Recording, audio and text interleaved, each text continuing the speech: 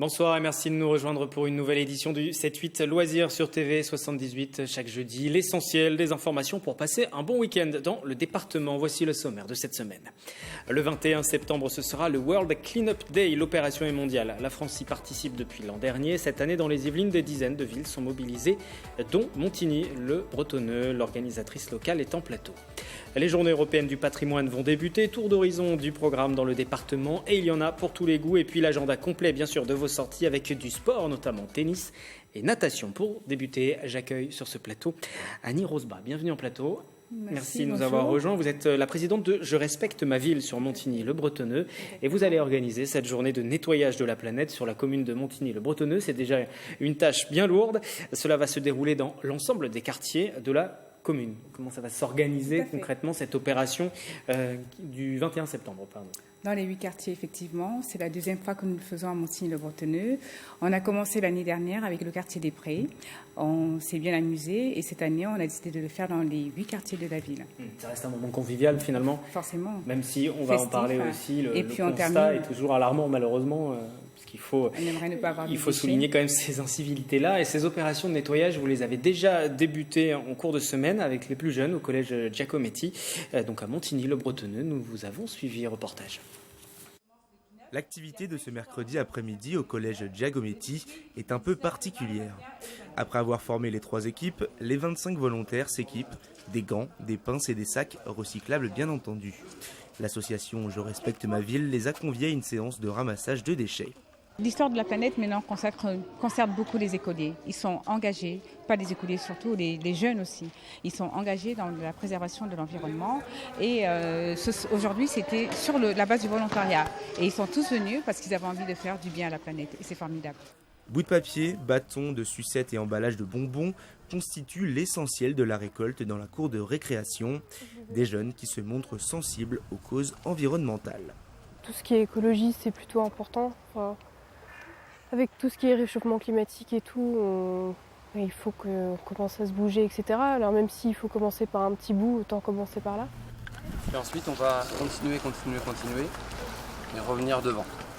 Dernier passage devant l'établissement, les bâtons de sucette se transforment en mégots de cigarettes avant un quiz pour déterminer la longévité des déchets avant leur dégradation, suivi d'une pause réconfort. Il faut aider la planète parce que si on ne fait pas maintenant les choses, qui le fera après ?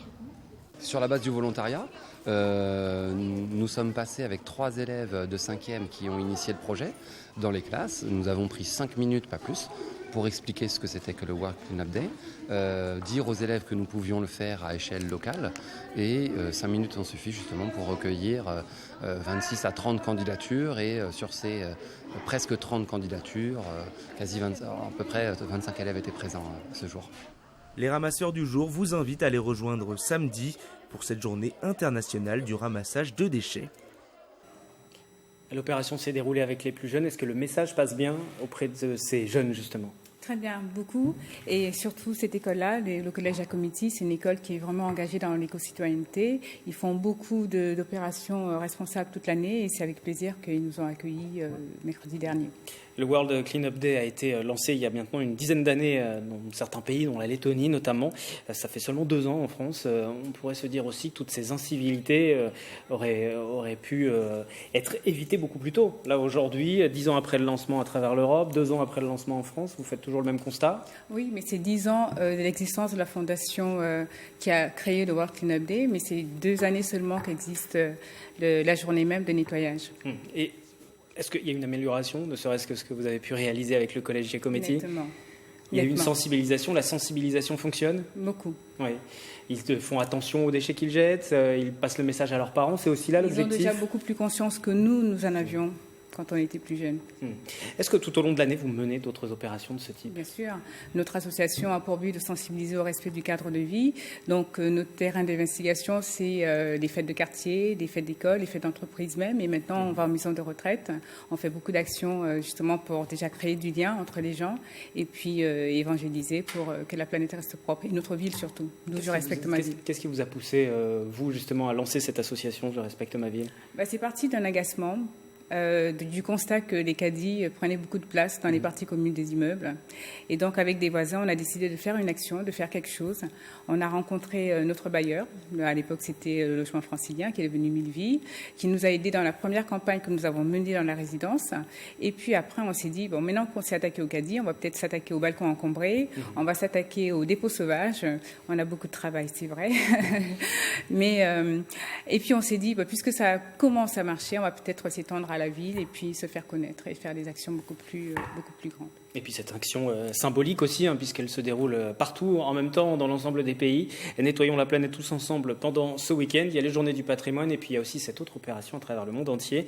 Est-ce que justement vous avez fait un peu d'émulation? Combien aujourd'hui vous êtes au sein de votre association? Vous avez été rejoint? Alors, dans notre association, on est surtout le bureau et on a beaucoup de sympathisants qui s'inscrivent au fur et à mesure des manifestations. Donc vous attendez beaucoup de monde lors de l'opération ce week-end? On espère, on a fait une bonne campagne, la ville nous a soutenus pour et on espère qu'il y aura beaucoup de monde.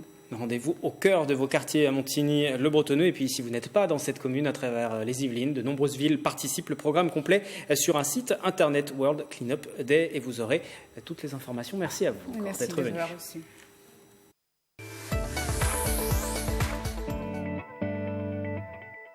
Le 7-8 loisirs qui se poursuit avec un point sur les journées du patrimoine. De très nombreux rendez-vous aux quatre coins du département, notamment à Rambouillet. Tout d'abord, avec au cœur de l'hippodrome, une exposition du scénographe Jean-Baptiste Manessier, qui travaille depuis 1962 pour le théâtre, les marionnettes, le cinéma, le ballet, l'opéra. Il conçoit des maquettes, il donnera aussi des conférences. Quant à Odile Loquin, comédienne et chanteuse, elle comptera des extraits de spectacles avec son orgue de Barbarie.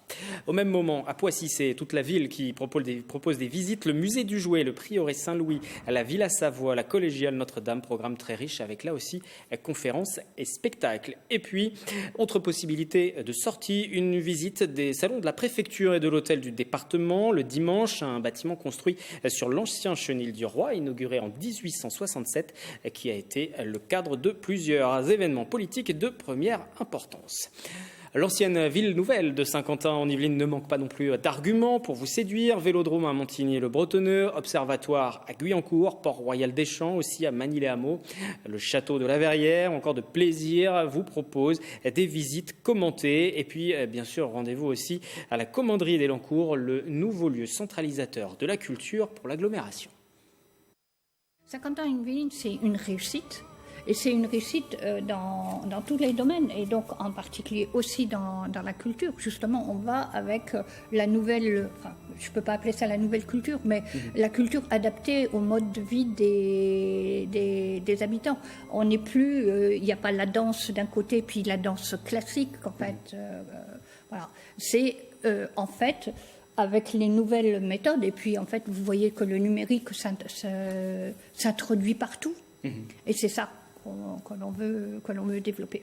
Toujours dans le cadre des journées du patrimoine, l'INRIA ouvre aussi ses portes à Rocancourt, l'Institut national de recherche en sciences du numérique, où 200 personnes travaillent aujourd'hui, un site créé en 1952 par les troupes alliées. Nous avons vraiment la chance, sur ce domaine historique, d'avoir des vestiges de l'après-guerre qui préfiguraient ce qu'allait finalement devenir le site par la suite, avec un haut lieu de l'histoire de l'informatique qu'est INRIA aujourd'hui.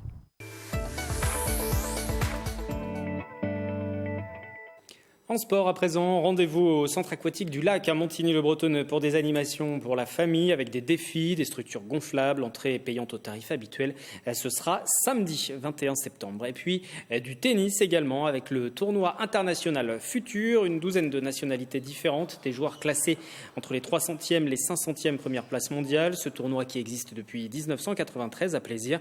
C'est le plus gros tournoi d'Île-de-France après Roland-Garros et Bercy. Il a vu passer de grands noms, Joe-Wilfried Tsonga, Michael Yodra. L'entrée est gratuite. 2 plaisirois se sont même qualifiés dans le tableau final. La grande finale, ce sera dimanche à partir de 15h. C'est un tournoi qui permet à tous les semi-professionnels, à tous les espoirs, les jeunes espoirs, qu'ils soient français ou étrangers, évidemment, d'avoir des points ATP, voire des points ITF maintenant, et ensuite d'aller dans des tournois plus importants, comme les Challengers ou bien les Grands Chelems, et pourquoi pas.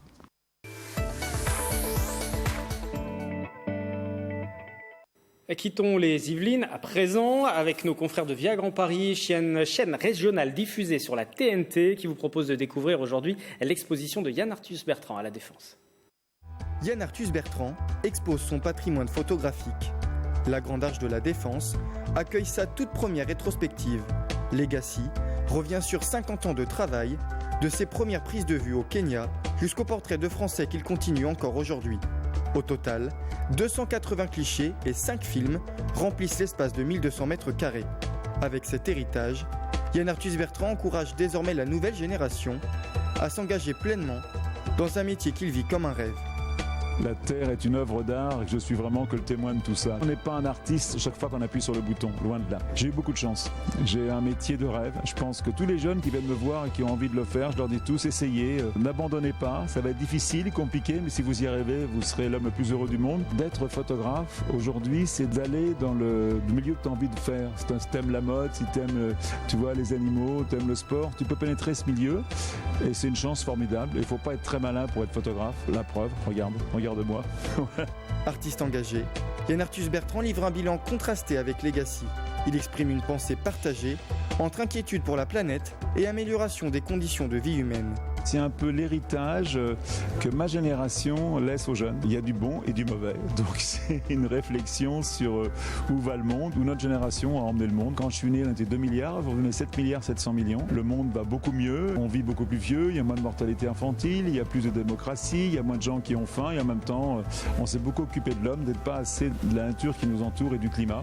Ce qui fait qu'aujourd'hui, dans un monde compliqué, difficile, avec un changement climatique majeur qui est en train d'arriver, qu'on n'arrive pas à arrêter, avec une perte de la biodiversité. Et c'est une réflexion sur la beauté du monde. Legacy est exposé jusqu'au 1er décembre avant que certains clichés ne soient mis en vente au profit de sa fondation Good Planet. C'est la fin du 7-8 Loisirs, émission à retrouver dès à présent en replay sur notre site internet, sur l'application mobile. Rendez-vous jeudi prochain, 18h30 sur TV78 pour de nouvelles idées sorties.